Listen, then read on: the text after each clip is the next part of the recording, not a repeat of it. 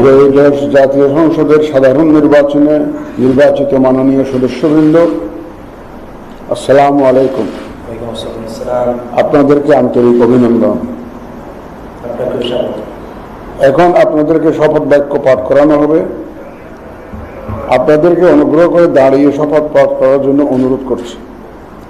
উল্লেখ্য যে আমি শব্দটি উচ্চারণের পর মাননীয় সংসদ সদস্যগণ চিহ্নিত স্থানে নিজের নাম পাঠ করবেন।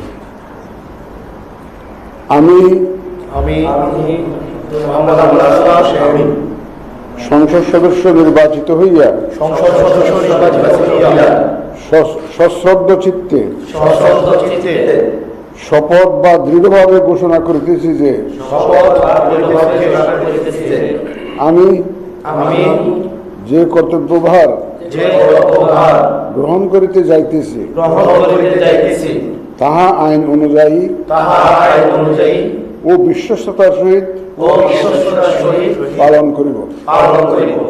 আমি বাংলাদেশের প্রতি অকৃত্রিম বিশ্বাস ও আনুগত্য পোষণ করিব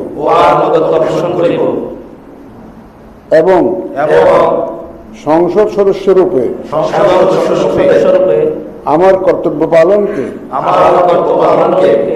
ব্যক্তিগত স্বার্থের দ্বারা প্রভাবিত হইতে দিব না। ধন্যবাদ।